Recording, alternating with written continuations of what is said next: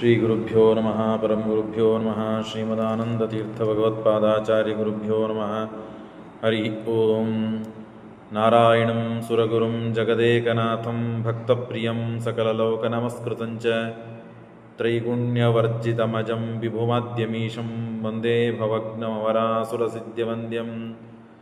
ನಾರಾಯಣಾಯ ಪರಿಪೂರ್ಣಗುಣಾರ್ಣವಾಯ ವಿಶ್ವೋದಯಸ್ಥಿತಿಲಯೋನ್ನಿಯತಿಪ್ರದಾಯ ಜ್ಞಾನಪ್ರದಾಯ ವಿಬುಧಾಸುರಸೌಖ್ಯದುಃಖಸತ್ಕಾರಣಾಯ ವಿತತಾಯ ನಮೋ ನಮಸ್ತೆ.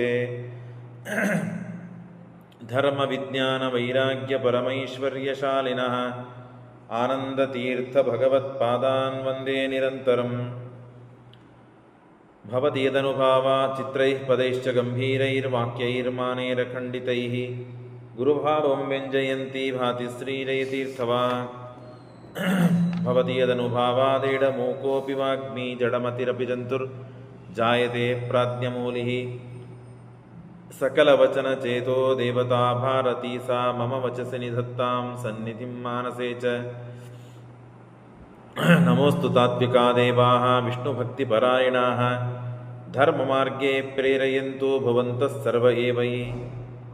ವಕ್ರತುಂಡಮಹಾಕಾಯ ಸೂರ್ಯಕೋಟಿಸಮಪ್ರಭ ನಿರ್ವಿಘ್ನಂ ಕುರು ಮೇ ದೇವ ಸರ್ವಕಾರ್ಯೇಷು ಸರ್ವದಾ. ನೌಮಿನ್ಯಾಯ ಸುಧಾಧಿಕೃಜ್ಜಯಮುನೀನ್ ಶ್ರೀಪಾದರಾತ್ಸನ್ಮಣೀನ್ ವ್ಯಾಸಾರ್ಯಾನ್ ವಿವಿಧಾಗಮಾಬ್ಧಿವಿಹರಾನ್ ಶ್ರೀವಾದಿರಾಜಾನಪಿ. ವಂದೇ ಹಂಸವರಾನ್ ರಘುತ್ತಮಗುರುನ್ ವೈದದ್ಯವಾರಾನಿಧೀನ್ ಶ್ರೀಸತ್ಯವೃತರಾಘವೇಂದ್ರ ಮುನಿಪಾನ್ ಸದ್ಬೋಧಸಧ್ಯಾನಪಾನ್. ವಿದ್ಯಾಯಾಂ ವಿಬುಧಾಚಾರ್ಯಂ ವೇದಜ್ಞಾನಾಬ್ಧಿಚಂದಿರಂ ದುರ್ಮತಧ್ವಾಂತಮಾರ್ತಂಡಂ ಸತ್ಯಧ್ಯಾನಮುನಿಂ ಭಜೆ. ಸತ್ಯಾಭಿಜ್ಞಕರಾಬ್ಜೋತ್ಥಾನ್ ಪಂಚಾಶದ್ವರ್ಷಪೂಜಕಾನ್ ಸತ್ಯಪ್ರಮೋದತೀರ್ಥಾರ್ಯಾನ್ ನೌಮಿನ್ಯಾಯ ಸುಧಾರತಾನ್. ಶಾಸ್ತ್ರೇಷು ಪಾರದರ್ಶ್ವಾನಂ ಶಾಸ್ತ್ರಜ್ಞೇಷು ಚ ವತ್ಸಲಂ ದೀನಭಕ್ತೋದ್ಧಾರಕರಂ ಸತ್ಯಾತ್ಮಾನಂ ಗುರುಂ ಭಜೆ. ವಿದ್ಯಾಪೀಠವಿದಾತಾರಂ ವಿದ್ಯಾವಾರಿಧಿಚಂದಿರಂ ವಿದ್ಯಾರ್ಥಿವತ್ಸಲಂ ವಂದೇ ಮಹಾಮಹಿಮಸದ್ಗುರುಂ.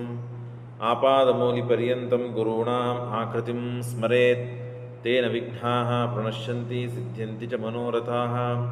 ಶ್ರೀಗುರುಭ್ಯೋ ನಮಃ ಹರಿ ಓಂ. ಶ್ರೀಮನ್ಮಹಾಭಾರತ ವಿರಾಟ ಪರ್ವದಲ್ಲಿ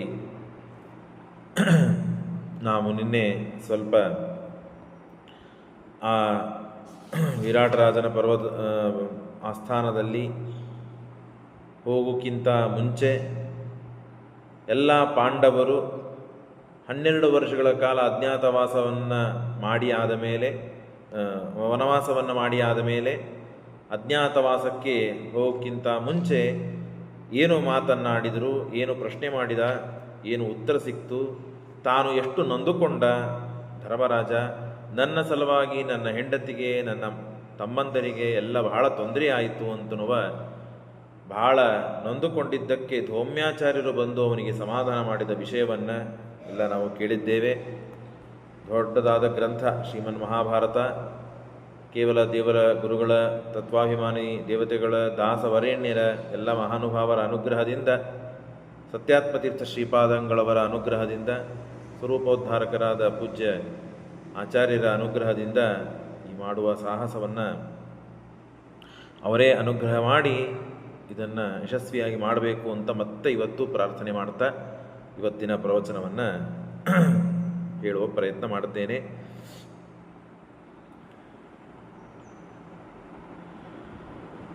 ಇತಿ ಧೌಮ್ಯೇನ ಸಂಜ್ಞಪ್ತಃ ವಾಕ್ಯೈ ಸಹ ಪರಿಹರ್ಷಿತಃ ಶಾಂತಬುದ್ಧಿ ಪುನರ್ಭೂತ್ವ ವ್ಯಸ್ತಂಬತ ಅರ್ಜುನ. ಯುಧಿಷ್ಠಿರ, ಹೀಗೆ ಯುಧಿಷ್ಠಿರನಿಗೆ ಸಮಸ್ಯೆ ಆಯಿತು.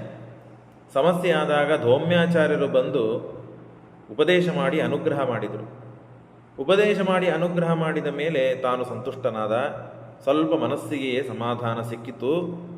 ಆಯಿತು, ಗುರುಗಳು ಉಪದೇಶ ಮಾಡಿದ್ದಾರೆ, ನೀವು ಮಾಡಿದ ಉಪದೇಶವನ್ನು ಹೊರತುಪಡಿಸಿ, ನೀವು ಹೇಳಿಕೊಟ್ಟ ಮಾರ್ಗವನ್ನು ಹೊರತುಪಡಿಸಿ ಬೇರೆ ಮಾರ್ಗವನ್ನು ನಾನು ಅವಲಂಬಿಸೋದಿಲ್ಲ ಅಂತ ಅತ್ಯಂತ ಸ್ಪಷ್ಟವಾಗಿ ಹೇಳ್ತಾ ಇದ್ದಾನೆ ಧರ್ಮರಾಜ. ನವಯಂ ವರ್ಮಹಾಸ್ಯಾಮೋ ಯಸ್ಮಿನ್ ಯೋಕ್ಷಸಿನೋ ಭವಾನ್. ಏನು ಉಪದೇಶ ಮಾಡಿದ್ದೀರಿ, ಯಾವ ಮಾರ್ಗವನ್ನು ಸೂಚನೆ ಮಾಡಿದ್ದೀರಿ, ಆ ಉಪದೇಶ ಆ ಮಾರ್ಗವನ್ನು ಹೊರತುಪಡಿಸಿ ನಾನು ಬೇರೆ ಕೆಲಸವನ್ನು ಮಾಡೋದಿಲ್ಲ, ಆ ಮಾರ್ಗವನ್ನು ಬಿಟ್ಟು ಹೋಗುವುದಿಲ್ಲ ನಾನು. ಅವಶ್ಯವಾಗಿ ನೀವು ಹೇಳಿದ ಮಾರ್ಗವನ್ನೇ ನಾವು ಅನುಸರಿಸ್ತೇವೆ. ಗುರುಗಳ ಮೇಲೆ ಅಷ್ಟು ವಿಶ್ವಾಸ ನಂಬಿಕೆಯಿಂದ ಅವರು ಹೇಳಿದ ಉಪದೇಶವನ್ನು ಕೇಳಿ ಅವರ ಮಾಡಿದ ಉಪದೇಶ ಅನುಸಾರವಾಗಿಯೇ ತಾವು ಮುಂದುವರಿತಾರೆ. ಅನುಜ್ಞಾಪಯಿಷ್ಯನ್ ವೈ ತಸ್ಮಿನ್ ವಾಸೇ ಧೃತವ್ರತಃ. ಪ್ರಶ್ನೆ ಮಾಡಿದರು ನಿನ್ನೆ. ಆ ಎಲ್ಲ 10,000 ಜನ ಋಷಿಗಳು ಅಥವಾ ಸನ್ಯಾಸಿಗಳು, ಊರಿನ ಜನ, ಇವರೆಲ್ಲ ಎಲ್ಲಿ ಹೋದರು, ಏನಾದರು ಅಂದಾಗ ಅವರು ಮುಂದಿದ್ದಾಗಲೇ ಇಷ್ಟೆಲ್ಲ ತಾನು ಮನಸ್ಸಿಗೆ ಆದ ಅಸಮಾಧಾನಗಳನ್ನು ಅಥವಾ ದುಃಖಗಳನ್ನು ಹೇಳಿಕೊಂಡ. ಧೌಮ್ಯಾಚಾರ್ಯರು ಅದನ್ನು ಸಮಾಧಾನಕರವಾಗಿ ಉತ್ತರಗಳನ್ನು ಕೊಟ್ಟರು. ಅವ್ರನ್ನೆಲ್ಲ ಅನುಜ್ಞೆ ಕೇಳ್ತಾ ಇದ್ದಾನೆ. ಸ್ವಾಮಿ, ಇನ್ನು ಮೇಲೆ ಅಜ್ಞಾತವಾಸಕ್ಕೆ ನಾವು ಹೋಗಬೇಕಾಗಿದೆ. ಹಾಗಾಗಿ ಇನ್ನು ಮೇಲೆ ನಿಮ್ಮನ್ನು ಅಗಲುವ, ನಿಮ್ಮನ್ನು ಬಿಡುವ ಒಂದು ಪ್ರಾರಬ್ಧ ನಮಗೆ ಬಂದಿದೆ. ಇಷ್ಟು ದಿವಸ ನಿಮ್ಮ ದರ್ಶನ ಆಗ್ತಾ ಇತ್ತು, ನಿಮ್ಮ ಉಪದೇಶ ಆಗ್ತಾ ಇತ್ತು, ನಿಮಗೆ ಅನ್ನದಾನ ಆಗ್ತಾ ಇತ್ತು. ಆ ಎಲ್ಲ ಸೌಭಾಗ್ಯವನ್ನು ಕಳೆದುಕೊಳ್ಳುವ ಒಂದು ಸಂದರ್ಭ ಬಂದಿದೆ. ಹಾಗಾಗಿ ಅನುಜ್ಞಾಪಯಿಷ್ಯನ್ ವೈ ತಸ್ಮಿನ್ ವಾಸೇ ಧೃತವ್ರತಃ. ಅದೊಂದು ತಪಸ್ಸು. ಜ್ಞಾನಿಗಳು ಏನು ಕಷ್ಟಗಳಾಗ್ತದೆ ನೋಡ್ರಿ, ಆ ಎಲ್ಲ ಕಷ್ಟಗಳು ಇದೊಂದು ದೇವರು ನಮಗೆ ಮಾಡಿಕೊಟ್ಟ ಅನುಕೂಲ. ತಪಸ್ಸಿಗೆ ಮಾಡಿ ನಾವಂತೂ ವೈಯಕ್ತಿಕವಾಗಿ ತಪಸ್ಸು ಮಾಡಲಿಕ್ಕಾಗೋದಿಲ್ಲ. ಹಾಗಾಗಿ ಈ ಕಷ್ಟಗಳು, ಕಾರ್ಪಣ್ಯಗಳು, ಏನು ಸಮಸ್ಯೆಗಳು ಬಂದಿವೆಯಲ್ಲ, ಈ ಕಷ್ಟ ಕಾರ್ಪಣ್ಯ ಸಮಸ್ಯೆಗಳೇ ಒಂದು ದೇವರು ಕೊಟ್ಟಂತಹ ಮಹದೋಪಕಾರ ಅಂತ ತಿಳಿದುಕೊಂಡು ತಾವು ಇದನ್ನು ತಪಸ್ಸಿನಲ್ಲಿ ಪರಿವರ್ತನೆ ಮಾಡ್ತಾರೆ. ಇದೊಂದು ದೊಡ್ಡ ತಪಸ್ಸು ಅಂತ ಅಂದ್ಕೊಳ್ತಾರೆ. ರೋಗ ಆಗಿರಬಹುದು, ಕಷ್ಟ ಆಗಿರಬಹುದು. ವಿಚಾರ ಮಾಡ್ರಿ, ನಾ ಇದನ್ನು ಮಹಾಭಾರತ ಇವತ್ತು ಅಧ್ಯಯನ ಮಾಡಬೇಕಾದಾಗ, ಪಾರಾಯಣ ಮಾಡಬೇಕಾದಾಗ ನನಗೆ ಏನೋ ಮನಸ್ಸಿಗೆ ಬಂದದ್ದನ್ನು ನಿಮ್ಮ ಮುಂದೆ ಪ್ರಸ್ತುತ ಮಾಡ್ತೇನೆ. ಧರ್ಮರಾಜ ಯಾರು? ಭೀಮಸೇನ ದೇವರು ಯಾರು? ಅರ್ಜುನ ನಕುಲ ಸಹದೇವರು ಯಾರು? ದ್ರೌಪದಿ ಯಾರು? ದೇವಾದಿ ದೇವತೆಗಳು. ಕೃಷ್ಣನ ಸ್ವಯಂ ಸಾಕ್ಷಾತ್ ಅನುಗ್ರಹ ಇದೆ. ಅಂಥವರಿಗೆ ಸಕಲ ರಾಜ್ಯ ಸಂಪನ್ನರು. ಏನು ಕಮ್ಮಿ ಇತ್ತವರಿಗೆ? ಬುದ್ಧಿ ಕಮ್ಮಿ ಇದೆಯಾ? ಶಕ್ತಿ ಕಮ್ಮಿ ಇದೆಯಾ? ತಿಳುವಳಿಕೆ ಕಮ್ಮಿ ಇದೆಯಾ? ಸಪೋರ್ಟ್ ಕಮ್ಮಿ ಇದೆಯಾ? ಯೋಗ್ಯತೆ ಕಮ್ಮಿ ಇದೆಯಾ? ಐಶ್ವರ್ಯ ಕಮ್ಮಿ ಇದೆಯಾ? ಬೆಂಬಲ ಕಮ್ಮಿ ಇದೆಯಾ? ಯಾವುದರಿಂದ ಅವರು ಅಪೂರ್ಣರಾಗಿದ್ದಾರೆ? ಎಲ್ಲದರಿಂದಲೂ ಪೂರ್ಣರೇ ಆಗಿದ್ದಾರೆ. ಅಂಥವರಿಗೂ ಕಾಡಿಗೆ ಹೋಗುವ ಪ್ರಸಂಗ ಬಂತು. ಐಶ್ವರ್ಯ ಭ್ರಷ್ಟರಾಗಿ ದೇವತೆಗಳು ಹೇಗೆ ಸ್ವರ್ಗವನ್ನು ಬಿಟ್ಟು ಬಿಡುತ್ತಿದ್ದರಲ್ಲ, ಹಾಗೆ ಇವರಿಗೂ ತಾವು ಇದ್ದ ರಾಜ್ಯವನ್ನು ಬಿಟ್ಟು ಬಿಡುವ ಪ್ರಸಂಗ ಬಂತು. ನಮ್ಮ ಅವಸ್ಥೆ ಏನಾಗಲಿಕ್ಕಿಲ್ಲ. ಯಾವುದೋ ಸ್ವಲ್ಪ ಕಷ್ಟಗಳು ಬರ್ತದೆ, ಏನೋ ಸಮಸ್ಯೆ ಬರ್ತದೆ, ಯಾವ ಆಪತ್ತು ಬರ್ತದೆ, ಅದಕ್ಕೆಲ್ಲ ನಾವು ಬೇಸತ್ತು, ಸೋತು, ಬೈಸ್ಕೊಂಡು, ಅಸಮಾಧಾನ ಮಾಡಿ, ಏನೇನೋ ನಾವು ಮಾಡುವ ಏನೋ ಸ್ವಲ್ಪ ದಿನಾಚರಿ ಅಂತ ಏನೋ ಮಾಡ್ಕೊಂಡಿರ್ತೀವಿ ನಾವು. ದೇವರ ಪೂಜೆನೋ, ಪಾಠನೋ, ಪ್ರವಚನೋ, ಗುರುಗಳ ಸೇವೆನೋ ಮುಂತಾದವುಗಳಲ್ಲಿ ಅನಾಸ್ಥಾ ಬಂದುಬಿಡುತ್ತೆ. ಒಂದೆದ್ದು ಮಾಡಲಿಕ್ಕೆ ಹೋಗುವುದಿಲ್ಲ. ಮಾಡೋದಾದರೂ ಸಿಟ್ಟು ಮುಟ್ಟು ಮಾಡಿಕೊಂಡು, ಕಸರು ಮುಸರಿ ಮಾಡಿಕೊಂಡು, ಯಾಕೆ ನೀವು ಬಂದ ಅಂತ. ಅವನಿಗೇನೋ ಸಮಸ್ಯೆ ಆಗಿದೆ, ಇಲ್ಲಂದಿಲ್ಲ, ಅವನಿಗೆ ಕಷ್ಟ ಬಂದಿದೆ. ಇದು ನಮ್ಮೆಲ್ಲ ಅವಸ್ಥೆ ಇರ್ತದೆ. ಯಾಕೆ? ಆ ಕಷ್ಟ, ಆ ಸಮಸ್ಯೆ, ಆ ಅಪರಿಹಾರ್ಯ ಅಂತ ತಿಳ್ಕೊಂಡು ಬಿಟ್ಟಿರ್ತೇವೆ ನಾವೆಲ್ಲ. ಆದರೆ ಪಾಂಡವರು ಹಾಗೆ ಮಾಡಲಿಲ್ಲ. ಬಂದ ಸಮಸ್ಯೆ ಅವರಿಗೇ ಈ ಸಮಸ್ಯೆ ಬಂತು. ಎಷ್ಟು ದೊಡ್ಡ ಅವಮಾನ! 5 ಜನ ಗಂಡಂದರು ಕೂತರೂ ತನ್ನ ಒಬ್ಬ ಹೆಣ್ಣಿನ ಮಾನವನ್ನು ಸಂರಕ್ಷಣೆ ಮಾಡಲಿಕ್ಕಾಗಲಿಲ್ಲ. ಸಭೆಯ ಮಧ್ಯದಲ್ಲಿ ದೊಡ್ಡ ಅವಮಾನ. ದೇವರು ಬಂದ ರಕ್ಷಣೆ ಮಾಡಿದಾವೆಲ್ಲ ಮುಂದಿನ ಮಾತು. ಅಂತೂ ಆಯಿತೋ ಇಲ್ಲೋ, ಈ ಅವಸ್ಥೆ ಯಾರಿಗಾದರೂ ಬಂದು ಯಾರು ಸುಮ್ಮನಿರ್ತಾರೆ? ಕಾಡಿಗೆ ಬಂದು ಕೊಡ್ತಾರ? ಇಲ್ಲ. ಆಗಿಂದಾಗ ತಿರುಗೇಟು ಕೊಡ್ತಾರೆ, ಉತ್ತರ ಕೊಡ್ತಾರೆ. ಆದರೆ ಕೃಷ್ಣ ಕಾಲಸ್ತಾವತ್ ಪ್ರತೀಕ್ಷತ ಅಂತ ಹೇಳಿದಂತೆ ಅದಕ್ಕೆಲ್ಲ ಕಾಲಮಾನಗಳನ್ನು ನೋಡಿಕೊಂಡು ಬುದ್ಧಿವಂತರು, ಜ್ಞಾನಿಗಳು, ಎಲ್ಲ ತಿಳಿದವರು ಅದನ್ನೆಲ್ಲ ಅರ್ಥ ಮಾಡಿಕೊಂಡು ಆ ಸಮಸ್ಯೆಯನ್ನು ತಪಸ್ಸಿನ ರೂಪದಲ್ಲಿ ಪರಿವರ್ತನೆ ಮಾಡಿಕೊಂಡು ತಾವು ಗಟ್ಟಿಮುಟ್ಟಿಯಾಗಿ ನಿಂತು ವನವಾಸ ಮಾಡಬೇಕಾದಾಗಲೂ ವನವಾಸ ಅಂತ ಅನಿಸ್ಲೇ ಇಲ್ಲ ಅವರಿಗೆ. ಇಷ್ಟು ಅದ್ಭುತವಾದ ರೀತಿಯಿಂದ ತಾವು ವನವಾಸವನ್ನು ಮುಗಿಸಿ ಅಜ್ಞಾತವಾಸಕ್ಕೆ ಕಾಲನ್ನು ಇಡ್ತಾ ಇದ್ದಾರೆ. ಇಡುವಾಗ ತಾನು ಸ್ವಲ್ಪ ಸಮಸ್ಯೆ ಆಯಿತು ಮತ್ತೆ ಅವನಿಗೆ. ಅದಕ್ಕೆ ಧೋಮಾಚಾರ್ಯರು ಉಪದೇಶ ಮಾಡಿದ್ದಾರೆ. ಆಗ ಇನ್ನು ಮೇಲೆ ನಾವು ಅಜ್ಞಾತವಾಸಕ್ಕೆ ಹೋಗಬೇಕಾಗಿದೆ, ನಮಗೆ ಅನುಜ್ಞೆಯನ್ನು ಕೊಡಿ. ಸರ್ವೇ ವೇದವಿದೋ ಮುಖ್ಯಾ ಯದುತೋ ಮುನಯಸ್ತಥಾ ಆಶುರುಕ್ತ ಯಥಾನ್ಯಾತಂ ಪುನರ್ದರ್ಶನಕಾಂಕ್ಷಿಣಃ. ಆಗಲಿಪ್ಪ, ಒಳ್ಳೆಯದಾಗಲಿ ನಿಮಗೆ. ಇಷ್ಟು ದಿವಸ ನಮ್ಮ ಹೊಟ್ಟೆ ತುಂಬಿದ್ದೀರಿ, ನಾವಿರೋದಕ್ಕೆ ಅನುಕೂಲ ಮಾಡಿಕೊಟ್ಟಿದ್ದೀರಿ. ಜಪ, ತಪಸ್ಸು, ಉಪವಾಸ, ವನವಾಸ, ಯಾವ ಸಾಧನೆಯನ್ನು ನಾವು ವನದಲ್ಲಿ ಇದ್ದು ಮಾಡಬೇಕು ಅಂತ ಅನ್ಕೊಂಡಾಗ ಯಾವುದಕ್ಕೂ ಕೊರತೆ ಬರದೇ ಇದ್ದಂತೆ ನಮ್ಮ ಸಾಧನಕ್ಕೆ ಅನುಕೂಲ ಮಾಡಿಕೊಟ್ಟಂತಹ ಮಹಾನುಭಾವರೆಲ್ಲ ನೀವು ಪಾಂಡವರು. ಹಾಗಾಗಿ ನಿಮ್ಮ ಕಾಮನೆಗಳು, ಅಬಲಿಸಿತ ಕಾಮನೆಗಳು, ಇಷ್ಟಾರ್ಥಗಳು ಪೂರ್ಣವಾಗಲಿ ಅಂತ ಎಲ್ಲ ಮಹಾನುಭಾವರು, ಋಷಿಗಳು, ಅವರಿಂದ ಉಪಕೃತರಾದವರು, ಇಷ್ಟು ದಿನ ಅವರ ಜೊತೆಗಿದ್ದವರು ಆಶೀರ್ವಾದ ಮಾಡ್ತಾ ಇದ್ದಾರೆ. ಒಬ್ಬ ಬ್ರಾಹ್ಮಣ ಮನೆಗೆ ಬಂದು ಆಶೀರ್ವಾದ ಮಾಡ್ತಾನೆ, ಮಾಡಲಿ ಅಂತ ಪ್ರಾರ್ಥನೆ ಮಾಡಿಕೊಳ್ಬೇಕು, ಅವನನ್ನು ಕರಿಬೇಕು, ಕೂಡಿಸಬೇಕು ಅಂದರೆ ಯಾರು ಸಿಗುವುದಿಲ್ಲ ನಮಗೆ. ಅಂಥದ್ದು 10,000 ಜನ ತಾವು ಅವರಿಂದ ಮತ್ತು ಉಪದೇಶ ಪಡೆದಿದ್ದರು, ಅವರಿಗೆ ಊಟಕ್ಕೂ ಹಾಕಿದ್ರು, ಎಲ್ಲನೂ ಆಗಿತ್ತು. ಅಂಥ ಮಹಾನುಭಾವರಿಂದ ಅವರು ಆಶೀರ್ವಾದವನ್ನು ಪಡಿತಾ ಇದ್ದಾರೆ.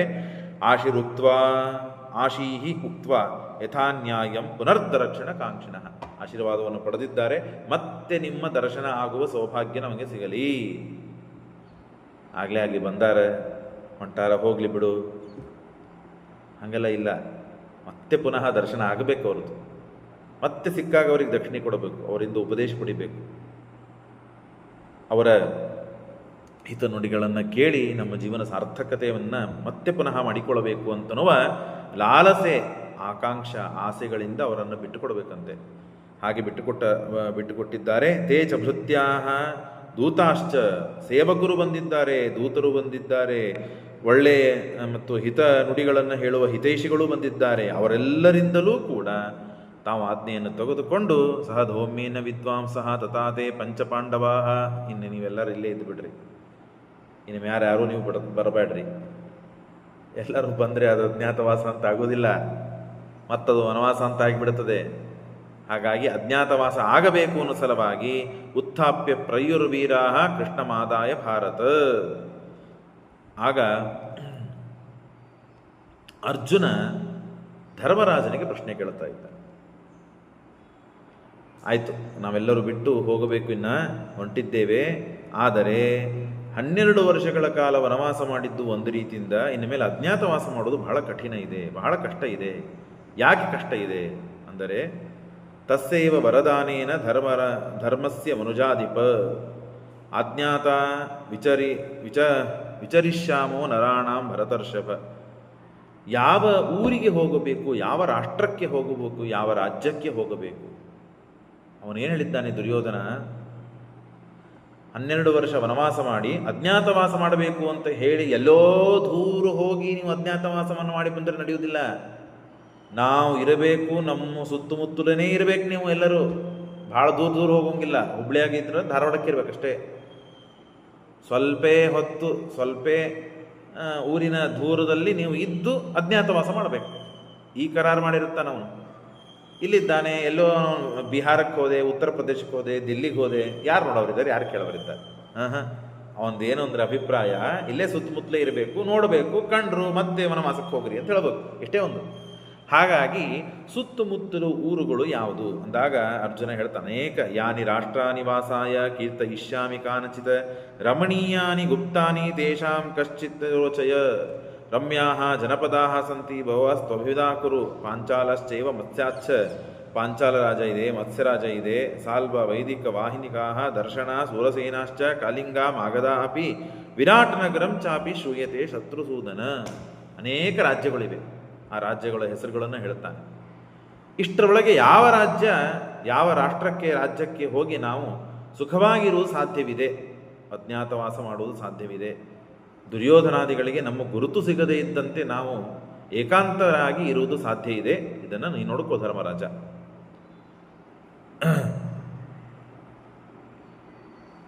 ಯತ್ರ ತೇ ರೋಚತೆ ರಾಜನ್ ತತ್ರ ಗಚ್ಛಾಮಹೇ ವಯಂ. ನೀನು ಯಾವುದು ಸೇರ್ತದೆ, ಇಷ್ಟವಾಗ್ತದೋ ಅಲ್ಲಿ ನಾವು ಹೋಗಿರ್ತೇವೆ. ನೀನು ಇಚ್ಛೆ ಪಡಬೇಕಷ್ಟೆ. ವಿರಾಟನಗರಂ ಚಾಪಿ ಶ್ರೂಯತೆ ಶತ್ರುನಂದನ. ಆವಾಗ ಮಾ ವಿಷಾದೇ ಮನಃ ಕಾರ್ಯಂ ರಾಜ್ಯಭ್ರಷ್ಟಂಶ್ಚ ಕ್ವಚಿತ್. ಆಗ ಅವನು ಅಂತಾನೆ, ಅಬ್ರವೀತ್ ಸರ್ವಭೂತೇಶ ತಥೈವ ತದನ್ಯಥಾ ಅವಶ್ಯಂ ತ್ವೇದ ವಾಸಾರ್ಥಂ ರಮಣೀಯಂ ಸುಖಂ ಶಿವಂ. ಇರ್ಲಿಕ್ಕೆ ಯೋಗ್ಯನೂ ಆಗಿರಬೇಕು. ವನವಾಸಕ್ಕೆ ಹೋಗಿದ್ದೇವೆ, ಏನು ಸಾಮಗ್ರಿಗಳಿರೋದಿಲ್ಲ, ಇರೋದಕ್ಕೆ ಸುಖವಾಗಿರಬೇಕು ನಮಗೆ, ನಮ್ಮಿಂದ ಅವರಿಗೂ ಸುಖ ಆಗಿರಬೇಕು, ನಾವು ಯಾರಂತೂ ಗೊತ್ತಾಗಿರಬಾರದು. ಇದೆಲ್ಲ ಹೇಗೆ ಸಾಧ್ಯ? ಮಾತ್ಸ್ಯೋ ವಿರಾಟೋ ಬಲವಾನ್. ಮತ್ಸ್ಯ ರಾಜ್ಯ ಇದೆ, ಅಲ್ಲಿ ರಾಜನಾದವನು ವಿರಾಟ. ಆ ವಿರಾಟ ರಾಜನ ಹತ್ರ ಇದ್ದರೆ ನಮಗೆ ಒಳ್ಳೆಯದು. ಯಾಕೆ ಗೊತ್ತಾ? ಪಾಂಡವರ ಮೇಲೆ ಅವನಿಗೆ ಪ್ರೀತಿ ಇದೆ. ನನ್ನ ತಂದೆ ಅಂದರೆ ಪಾಂಡುರಾಜನ ಮೇಲೆ ಗೌರವ ಇದೆ. ನಮ್ಮ ಪೂರ್ವಜರ ಮೇಲೆ ಎಲ್ಲರಿಗೆ ಅವನಿಗೆ ಭಕ್ತಿ ಇದೆ. ಅಷ್ಟಾಗಿ ಸ್ವಯಂ ತಾನು ಭಕ್ತನಾಗಿದ್ದಾನೆ, ವಿಷ್ಣು ಭಕ್ತನಾಗಿದ್ದಾನೆ. ಬಲವಾನ್ ಅಭಿರಕ್ತೋಚ ಪಾಂಡವಾನ್ ಧರ್ಮಶೀಲ. ಯಾವುದನ್ನು ಎಂಥ ಜಾಗವನ್ನು ಯಾರನ್ನು ಆರಿಸಬೇಕು ಅಂತನ್ನೋದನ್ನು ಮಹಾಭಾರತ ತಿಳಿಸಿಕೊಡುತ್ತದೆ. ನಾವು ಮನೆ ಹಿಡಿಬೇಕಾಗಿದೆ, ಬಾಡಿಗೆ ಮನೆ ಹಿಡಿಬೇಕು, ಅಥವಾ ಊರು ಹಿಡಿಬೇಕು, ಎಂಥ ಊರು ಹಿಡಿಬೇಕು, ಎಂಥ ಬಾಡಿಗೆ ಮನೆ ಹಿಡಿಬೇಕು, ಎಂಥ ಪರಿಸ್ಥಿತಿ, ಎಂಥ ಪ್ರಸಂಗ, ಯಾವ ನಗರದಲ್ಲಿ ಹಿಡಿಬೇಕು, ಸುತ್ತಮುತ್ತಲು ಯಾರಿರಬೇಕು, ಅವರಿರೋದ್ರಿಂದ ನಾವು ಮಾಡೋ ಧರ್ಮಕರ್ಮಗಳಿಗೆ ನಮಗೆ ತೊಂದರೆ ಆಗದೇ ಇದ್ದಂತೆ ಇರಬೇಕು, ನಮ್ಮಿಂದ ಅವರಿಗೆ ತೊಂದರೆ ಆಗಬಾರದು. ಇವನ್ನೆಲ್ಲ ನಾವು ನೋಡ್ತೇವಲ್ಲ, ಇದನ್ನೆಲ್ಲ ನೋಡೋದು ಎಲ್ಲಿಂದ? ಈ ಎಲ್ಲ ಮಹಾನುಭಾವರು ಹಾಕಿಕೊಟ್ಟ ಪಾಠದಿಂದ. ಅವರೆಲ್ಲ ಹೇಳ್ತಾರೆ, ಧರ್ಮಶೀಲೋ ವದನ್ಯಶ್ಚ ವೃದ್ಧ ಸಂಸದ್ವಿಸಂವತಃ. ಧರ್ಮ ಇರಬೇಕು, ವೃದ್ಧರಿರಬೇಕು, ಜ್ಞಾನಿಗಳಿರಬೇಕು, ನಮಗೆ ತಿಳುವಳಿಕೆ ಹೇಳೋರಿರಬೇಕು, ಗುಣವಂತರಿರಬೇಕು, ದೃಢಭಕ್ತಿ ಜಿತೇಂದ್ರಿಯ, ದೇವರಲ್ಲಿ ಭಕ್ತಿ ಇದಿರಬೇಕು, ಜಿತೇಂದ್ರಿಯ, ವಿರಕ್ತರಾಗಿರಬೇಕು. ಅವರೆಲ್ಲ ಇಂಥ ಗುಣಶೀಲ ಸಂಪನ್ನರಾದಂತಹ ಯಾವ ಭಕ್ತರಿದ್ದಾರೋ ಆ ಭಕ್ತರ ಊರು ಯಾವುದು ಅದನ್ನು ಆರಿಸೋಣ. ಅದ್ಯಾವುದು? ತತ್ರ ಮೇ ರೋಚತೆ ಪಾರ್ಥ. ಇದೆಲ್ಲ ಕೂಡಿದ್ದು ಯಾವುದು ಗೊತ್ತಾ? ಮತ್ಸ್ಯ ರಾಜಾಂತಿಕೆ ಅನಘ ವಿರಾಟ್ ನಗರೇ ತಾತ ಮಾಸಾನ್ 12 ಸಂಹಿತಾನ್.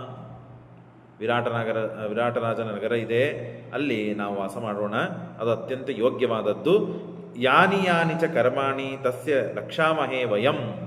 ಏನು ಮಾಡೋದರಿಂದ ನಮ್ಮ ಕರ್ಮ ಅಂದರೆ ನಾವು ವಾಸ ಮಾಡಲಿಕ್ಕೆ ಯೋಗ್ಯವಿದೆಯೋ ಹಾಗೆ ನಾವು ಮಾಡೋಣ ಅಂದಾಗ ಸರಿ ಆಯಿತು. ಅಂದರೆ ಏನಾಯಿತು? ವಿರಾಟರಾಜನ ಹತ್ರ ಹೋಗಬೇಕು, ಮತ್ಸ್ಯರ ದೇಶಕ್ಕೆ ಹೋಗಬೇಕು, ರಾಷ್ಟ್ರಕ್ಕೆ ಹೋಗಬೇಕು ಅಂತ ನಿರ್ಣಯ ಮಾಡಿಕೊಂಡ್ರು. ಆದರೆ ಅರ್ಜುನನ ಚಿಂತೆ ಇಷ್ಟಕ್ಕೆ ಮುಗಿಲಿಲ್ಲ. ಅವನು ಮತ್ತೆ ಪ್ರಶ್ನೆ ಮಾಡ್ತಾನೆ, ಅಲ್ಲಪ್ಪ, ನಾವೇ ಹೇಗಾದರೂ ಇರ್ಬೋದು, ನೀನು ರಾಜ, ಏನೇ ಇರಲಿ ವನವಾಸಕ್ಕಾದರೂ ಬಂದಿರು, ರಾಜ ಅಂತ ಹೇಳಿ ಯಾವುದೋ ಹರಕ ಬಟ್ಟೆ ಉಟ್ಟುಕೊಂಡೆ. ರಾಜ ಅಂತಂದ ಮೇಲೆ ಅವನ ತನ್ನ ಸ್ವರೂಪವನ್ನು ಉಳಿಸ್ಕೊಳ್ಬೇಕವ. ಯಾವ ವೇಷವನ್ನು ಹಾಕ್ಕೊಂಡರೂ ತನವನ್ನು ಬಿಟ್ಕೊಡಬಾರ್ದು ಅವನು. ಯಾಕೆ? ಆ ಸಿಂಹಾಸನಕ್ಕೆ, ಆ ಪೀಠಕ್ಕೆ ತೊಂದರೆ ಅದು ಅವಮಾನ ಮಾಡಿದಂತೆ ಆಗ್ತದೆ ಅವನಿಂದ. ಹಾಗಾಗಿ ಇನ್ನೊಬ್ಬರು ಕಾಲು ತುಳಿಬಾರದು, ತನಕ್ಕಿಂತ ಇವರಿಗೆ ನಮಸ್ಕಾರ ಮಾಡಬಾರದು, ಸಣ್ಣ ರಾಜರಿಗೆ ಇತ್ಯಾದಿಗಳೆಲ್ಲ ಅದೇನೋ ನಿಯಮಗಳಿವೆ ರಾಜಗಳದು. ಹಾಗಾಗಿ ಅಕ್ಲಿಷ್ಟ ವೇಷಧಾರಿ ಚ ಧರ್ಮಕೋ ಅನಸೂಯಕಃ. ಯಾವುದೋ ಅಬದ್ಧ ವೇಷವನ್ನು ಧಾರಣೆ ಮಾಡಿಕೊಡ್ತೇನೆ, ಹಾಗೂ ನಡೆಯುವುದಿಲ್ಲ. ಇಷ್ಟೆಲ್ಲ ಸಮಸ್ಯೆಗಳಿವೆ. ಹಾಗಾಗಿ ನಾವು ಹೇಗಾದರೂ ಇರ್ಬೋದಪ್ಪ, ನೀನು ಹೇಗಿರ್ತೀಯ?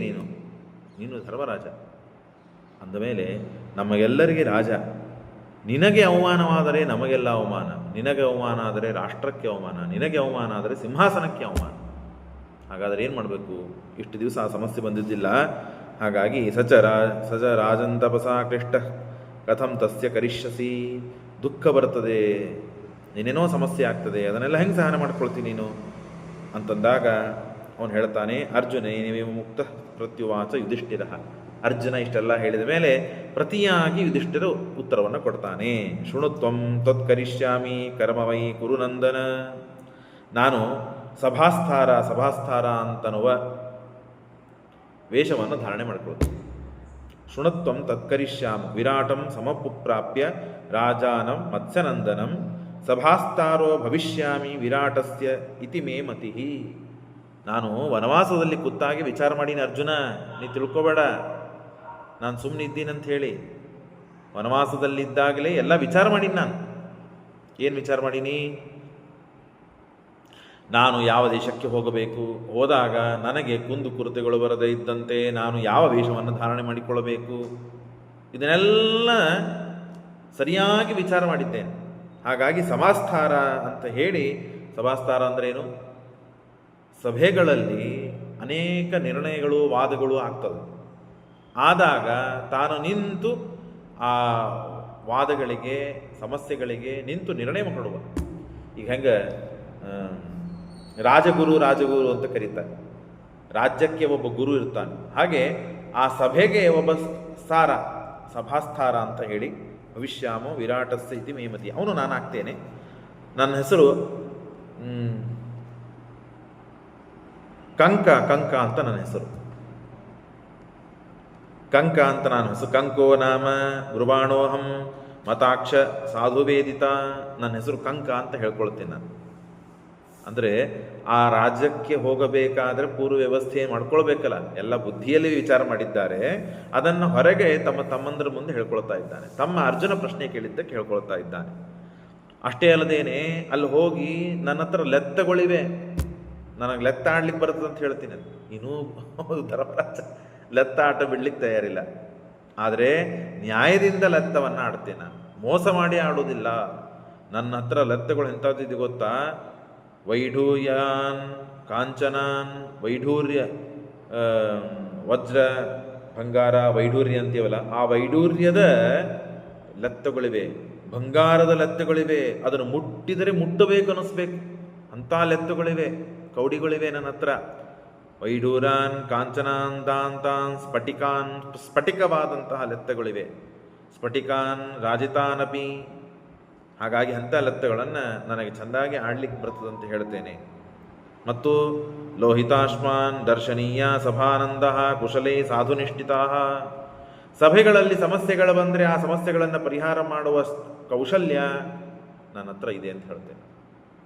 ಅಪ್ಪೇತಾನ್ ಪಾಣಿನ ಸ್ಪೃಷ್ಟ, ಅದನ್ನೇ ಹೇಳ್ತಾನೆ. ಅಪ್ಪೇತಾನ್ ಪಾಣಿನ ಸ್ಪೃಷ್ಟ ಸಂಹೃಷ್ಯಂತಿ ಮಾನವ. ಮುಟ್ಟಿದರೆ ಸಂತೋಷ ಆಗಬೇಕದು, ಅಂಥ ಲೆತ್ತಗಳಿವೆ ನನ್ನ ಹತ್ರ, ಅದನ್ನು ತೊಗೊಂಡೋಗಿ ಕೊಡ್ತೇನೆ. ನನ್ನ ಹೆಸರು ಕಂಕೋ ನಾಮ ಪರಿವ್ರಾಟ್. ಪರಿವ್ರಾಟ್ ಅಂತ ಕಂಕ ಅಂತ ನಾವು ನನ್ನ ಹೆಸರು ಹೇಳ್ತೇನೆ. ವಿರಾಟಸ್ಯ ಸಭಾಸದಃ ಬ್ರಾಹ್ಮೇ ವಾದೇ ಮಯಾಧೀತೆ. ನಿನಗೇನೇನು ಬರ್ತದಪ್ಪ? ಈಗ ಮನೆಯಲ್ಲಿ ಯಾರಾದರೂ ಒಬ್ಬರನ್ನ ಇಟ್ಕೋಬೇಕಂದ್ರೆ ಅವನಿಂದ ನನ್ನ ಮನೆಗೇನು ಪ್ರಯೋಜನ, ಅವನಿಂದ ನನಗೇನು ಪ್ರಯೋಜನ, ಅವನಿಂದ ನನ್ನ ಮನೆಯಲ್ಲಿ ಇದ್ದವರಿಗೇನು ಪ್ರಯೋಜನ, ಇದನ್ನೆಲ್ಲ ವಿಚಾರ ಮಾಡ್ತೀವಿ ನಾವು. ಹಾಗೆ ಇಟ್ಕೊಳ್ಳೋದಿಲ್ಲ ಯಾವ ಮನುಷ್ಯನು. ಅಂದಮೇಲೆ ವಿರಾಟ್ ರಾಜ ನನ್ನನ್ನು ಇಟ್ಕೊಳ್ಬೇಕಾದಾಗ ನನ್ನಿಂದ ಏನು ಪ್ರಯೋಜನ? ಬರೇ ಹೋಗ್ತೇನೆ ಸಭಾದಲ್ಲಿ ಇದ್ದ ಸಮಸ್ಯೆಗಳನ್ನು ಪರಿಹಾರ ಮಾಡ್ತಿ, ಅದರಿಂದ ನೀ ಭಾರಿ ಆತಿ, ನನಗೇನಾಯ್ತು ಅದರಿಂದ? ಆಟ ಆಡ್ತಿ, ಜೂಜಾಟ, ಟೈಮ್ ಪಾಸ್ ಮಾಡ್ತಿ, ಮುಂದೇನು? ಅಷ್ಟೇನಾ? ಅಲ್ಲ. ಜ್ಯೋತಿಷೇ ಶಕುನೇ ಜ್ಞಾನಿ ನಿಮಿತ್ತೇ ಚಾಕ್ಷ ಕೌಶಲೆ. ಈಗ ವಿರಾಟ್ ಪರ್ವ ಪ್ರಾರಂಭ ಮಾಡಿದ್ದೇವೆ, ಇನ್ನು 2ನೇ ಅಧ್ಯಾಯ ನಡೀತಾ ಇದೆ. ಸಾವಕಾಶ ನಿಧಾನವಾಗಿ ಅಧ್ಯಯನ, ನಿಧಾನವಾಗಿ ಪ್ರವಚನ, ಏನೂ ಸಮಸ್ಯೆ ಇಲ್ಲ. ಇದಕ್ಕೆ ಯಾರು ಸ್ಪಾನ್ಸರೂ ಇಲ್ಲ, ಯಾರು ದಕ್ಷಿಣೆ ಕೊಡೋದಕ್ಕೆ ಕಾರಣ ಇಲ್ಲ. ಹಾಗಾಗಿ ಶ್ರವಣ ಮಾಡಿದರೆ ಸಾಕು. ಹಾಗಾಗಿ ನಿಧಾನವಾಗಿ. ಮಹಾಭಾರತ ಅತ್ಯಂತ ಕಠಿಣ ಗ್ರಂಥ, ಅತ್ಯಂತ ಶ್ರೇಷ್ಠ ಗ್ರಂಥ, ಉತ್ತಮವಾದ ಜ್ಞಾನ ಸಾಧನ ಗ್ರಂಥ. ಹಾಗಾಗಿ ನಿಧಾನವಾಗಿ ಅಧ್ಯಯನ ಮಾಡೋಣ. ಮುಗಿಸುವ ಹಂತ ಬಂದರೆ ಮುಗಿಸೋಣ, ಏನು ಸಾಧ್ಯವಿದೆ ಅದು ಮಾಡೋಣ. ಜ್ಯೋತಿಷ್ಯದಲ್ಲಿ ನಾನು ತಜ್ಞ. ಏನು ಯಾರಿಗೆ ಸಮಸ್ಯೆ ಆದರೆ ಜ್ಯೋತಿಷ್ಯ ಬೇಕಲ್ಲ, ಅದನ್ನು ನಾನು ಹೇಳಲಿಕ್ಕೆ ಸಮರ್ಥನೆ. ಶಾಕುನ ಹೀಗೆ ಹೊಂಟಿದ್ದೆ, ಬೆಕ್ಕ ಅಡ್ಡ ಹಾಗೆ ಹೋಯಿತು, ಹಾವು ಬಂದು ಹೋಯಿತು, ಸ್ವಪ್ನದಲ್ಲಿ ಹೀಗೇನೋ ನನಗೆ ಕಂಡಿತು, ಇವೆಲ್ಲ ಶಕುನಗಳು. ಈ ಶಕುನಗಳಿಗೆ ನಾನು ಸಮಾಧಾನ ಮಾಡ್ತೇನೆ. ಜ್ಯೋತಿಷ್ಯ ಬರ್ತದೆ ಅಂತ ಹೇಳ್ತೇನೆ.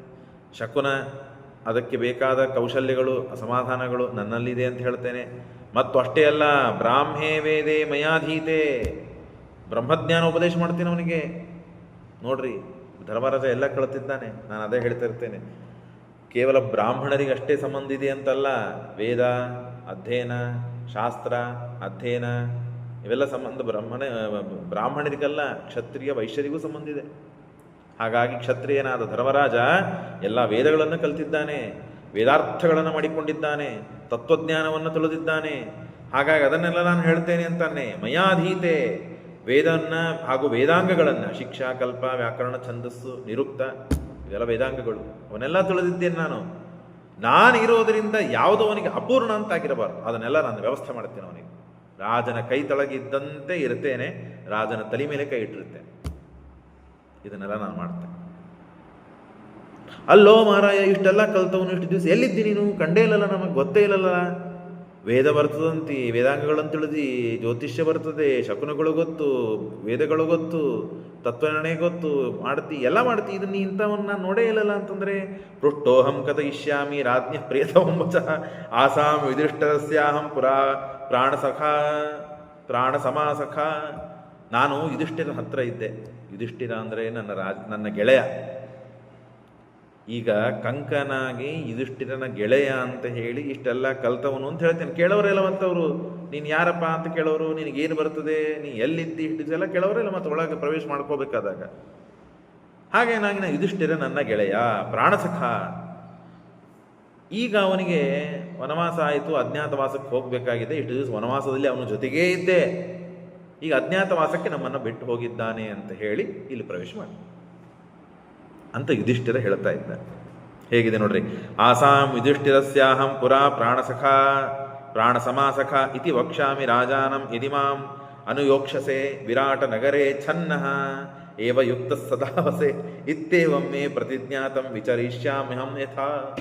ಹೀಗೆ ಹೇಳಿ ನಾನು ವಿರಾಟ ರಾಜನ ಆಸ್ಥಾನದಲ್ಲಿ ಪ್ರವೇಶ ಮಾಡ್ತೇನೆ, ನೀನೇನು ಕಾಳಜಿ ಮಾಡಬೇಡ ಅರ್ಜುನ. ನಾನು ರಾಜ, ನಾವೆಲ್ಲ ಇರ್ಬೋದು, ನೀ ಹೇಗಿರ್ತಿ, ಹಾಗೆ ಮಾಡ್ತಿ, ಏನು ವಿಚಾರ ಮಾಡಬೇಡ ನನ್ನ ಬಗ್ಗೆ ಅಂತಿಷ್ಟಾದ ಮೇಲೆ ಯುಧಿಷ್ಠಿರ ಇಷ್ಟೊತ್ತ ಅರ್ಜುನ ಧರ್ಮರಾಜನಿಗೆ ಪ್ರಶ್ನೆ ಮಾಡಿದ. ಈಗ ಧರ್ಮರಾಜನಿಗೆ ಸಮಸ್ಯೆ, ನನ್ನ ಸಮಸ್ಯೆ ಪರಿಹಾರ ಆಯ್ತಪ್ಪ. ಮಹಾನುಭಾವ ಕೂತಾನಲ್ಲ ಇಲ್ಲಿ ಭೀಮ, ಅವನನ್ನು ಹೆಂಗೆ ಮುಚ್ಚುವುದು, ಅವನ ಸಮಸ್ಯೆ ಹೆಂಗೆ ಪರಿಹಾರ ಮಾಡೋದು, ಅವನನ್ನು ಯಾರು ಗುರುತು ಹಿಡಿಯುವುದಿಲ್ಲ ಹೇಳಿ ನೋಡೋಣ. ಅವನನ್ನು ಯಾರಾದರೂ ದಡ್ಡಿದ್ದವನು ಗುರುತು ಹಿಡಿತಾನೆ. ಅವನು ಅಷ್ಟೇ ಅಲ್ಲದೇನೆ ಅವನ ಸ್ವಭಾವ ಸುಮ್ಕೂಡು ಸ್ವಭಾವ ಅಲ್ಲ. ಒಂದು ಅಧರ್ಮ ನಡೀತಾ ಇತ್ತು, ಎಲ್ಲಾದರೂ ಹಿಂಸೆ ನಡೀತಿತ್ತು ಅಂದರೆ ಹೋಗಿ ಕುಟ್ಟೆ ಬಿಡೋನು. ಅಂಥವನನ್ನು ಹೆಂಗೆ ರಕ್ಷಣೆ ಮಾಡೋದು ಗೊತ್ತಿಲ್ಲದೆ ಇದ್ದಂತೆ ಏವಂ ನಿರ್ದಿಶ್ಯಮಾನಾಯಂ ವಿಶ್ವಸನ್ ಉಷ್ಣಮಾ ಮಾರ್ತಿಜಂ ಹತ್ವಾ ಭೀಮಸೇನ ಕಥಂ ಕರ್ಮ ಮಾತ್ಸರಾಷ್ಟ್ರೇ ಕರಿಷ್ಯತಿ. ಭೀಮ ನೀನೇನಾಗಬೇಕಂತ ವಿಚಾರ ಮಾಡಿಪ್ಪ. ಮತ್ಸ್ಯರಾಜನ ಅಂದರೆ ವಿರಾಟ್ ರಾಜನ ಆಸ್ಥಾನದಲ್ಲಿ ಏನಂತ ಹೇಳಿ ಪ್ರವೇಶ ಮಾಡ್ಬೇಕು ಅನ್ಕೊಂಡು, ಅಲ್ಲಿ ಹೆಂಗೆ ಕೂಡ್ತಿ, ಹೆಂಗೆ ಇರ್ತಿ, ಏನು ಮಾಡ್ತಿ, ನೀನಾದರೂ ಮಹಾನುಭಾವ. ಹತ್ವಾ ಕ್ರೋಧವಶಾಂಸ್ತತ್ರ, ಕ್ರೋಧವಶರನ್ನ, ಅಸಂಖ್ಯರಾದ ವಶರನ್ನ ಸಂಹಾರ ಮಾಡಿದಂಥ ಮಹಾನುಭಾವ ನೀನು. ಜಟಾಸುರ ಮತ್ತು ಹಿಡಂಬ ಮತ್ತು ಕಿರ್ಮೀರ, ಬಕಾಸುರ, ಇಂಥ ಎಲ್ಲ ಮಹಾ ದೈತ್ಯರನ್ನು ಸಂಹಾರ ಮಾಡಿದ ಮಹಾನುಭಾವ ನೀನು. ಹಾಗಾಗಿ ನಿನ್ನಂತಹ ಜಟ್ಟಿಗ ಮಹಾಬಲಿಷ್ಠ ನಿನ್ನನ್ನು ಹೆಂಗೆ ನೀನು ರಕ್ಷಣೆ ಮಾಡ್ಕೊಂಡಿರ್ತಿ ಗೊತ್ತಿರದಿದ್ದಂತೆ ಅಂತ ಕೇಳಿದರೆ ಅವನು ಹೇಳ್ತಾನೆ, ಭೀಮ ಇನ್ನೆಲ್ಲ ಭಾಳ ವಿಸ್ತಾರ ಇದೆ, ಯಾರ್ಯಾರನ್ನು ಕೊಂದವನು, ಎಷ್ಟೆಷ್ಟು ಜನ ಕೊಂದವನು, ಹೇಗೆ ಕೊಂದವನು, ಅದನ್ನೆಲ್ಲ ಲೀಸ್ಟ್ ತೆಗೆದಿದ್ದಾರೆ. ಅಂದಾಗ ಭೀಮಸೇನರು ಹೇಳ್ತಾರೆ, ನೀನೇನು ಕಾಳಜಿ ಮಾಡಬೇಡ, ನನ್ನನ್ನು ರಕ್ಷಣೆ ಮಾಡಿಕೊಳ್ಳೋದು ವಿಚಾರ ಮಾಡಿ ನಾನು ವಿಚಾರ ಮಾಡ್ಕೊಂಡಿನಿ. ನಾನು ಅಡಿಗೆಯವನಾಗಬೇಕಂತ ವಿಚಾರ ಮಾಡಿ. ಬಲಲ ಅಂತ ಅಥವಾ ಬಬಲ, ವಲಲ ಬಲಲ ಎರಡೂ ಪಾಠ ಇದೆ, ಯಾವುದಾದ್ರೂ ಸರಿ. ವಲಲ ಅಂತ ನನ್ನ ಹೆಸರು, ಸೂದ, ಅಡಿಗೆಯವನಾಗ್ತೇನೆ. ಯಾಕೆ?